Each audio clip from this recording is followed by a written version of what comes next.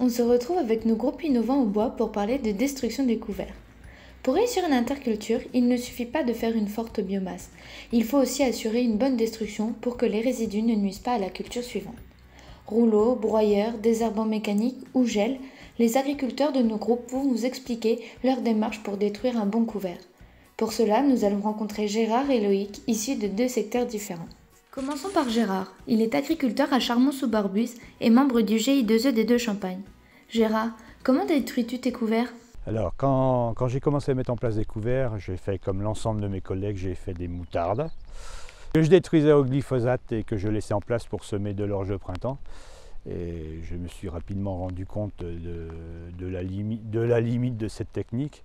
Donc j'ai mis en place différents couverts et de plus en plus je me suis aperçu que je retardais la destruction. Je retardais énormément la destruction en arrivant jusqu'en novembre-décembre. Et là, ma foi, il n'est plus question de faire de glyphosate. Donc m'a un peu poussé à chercher d'autres pistes.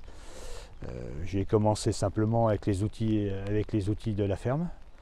Et puis donc l'an passé, j'ai fait l'acquisition d'un rouleau FACA qui me permettait dans un premier temps de détruire mais de laisser la matière organique en surface pour la retravailler dans un second temps, essentiellement chez moi quand il gèle ou quand il a gelé.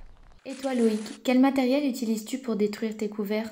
Donc on choisit un rouleau Cambridge simple déjà parce que c'est lourd, du fait de la largeur, c'est un matériel qu'on avait sur notre exploitation. Le rouleau FACA c'est un investissement en plus. Du fait, l'objectif déjà c'est la largeur, c'est la rapidité d'exécution. D'avoir un rouleau FACA, ça serait plus en finalité, si on n'avait plus de Roundup, admettons, pour vraiment plutôt hacher la plante, pour la sectionner, et puis juste avant le semis. Mais pour la destruction comme ça, lorsqu'il gèle, un rouleau simple suffit, quoi. Pour vous, quelle est la meilleure période pour détruire son couvert ? Le choix de la journée d'aujourd'hui, c'est surtout parce qu'il y a gelé. Maintenant, il n'y a plus trop d'hiver, c'est compliqué d'avoir des journées avec un gel assez conséquent. Donc là, c'est parce qu'il y a gelé à -7 qu'on actionne et qu'on détruit le couvert. Ça nous amène une destruction avec le rouleau FACA vers fin novembre, début décembre. Et après c'est une période qui est quand même chargée au niveau travaux. Donc chez moi, la destruction des couverts, c'est dès que c'est possible et quand on a le temps. Et l'expérience prouve que finalement, contrairement à ce qu'on pourrait croire, détruire des couverts par un temps comme aujourd'hui sous la pluie, finalement c'est une très bonne technique, peut-être meilleure que sous un grand soleil. Pourquoi choisir une destruction mécanique plutôt que chimique ? En fait, il y a deux choses.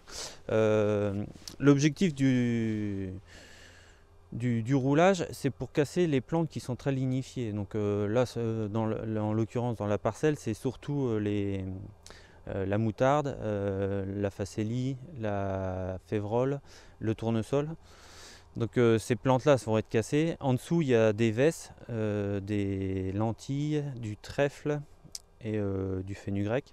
Donc on peut avoir espoir que les légumineuses type vesses et lentilles continuent de se développer. Donc ça peut maintenir le couvert encore un certain temps, sans être contraint par les grandes tiges justement. Et la destruction là, telle que le couvert est, on pourrait passer, admettons, un glypho. L'inconvénient, c'est qu'avec l'effet parapluie, on n'arriverait pas à atteindre le fond. Et par exemple, les raies gras ou les repousses. Et voilà, vous savez tout au sujet de la destruction des couverts. À bientôt pour parler des couverts permanents.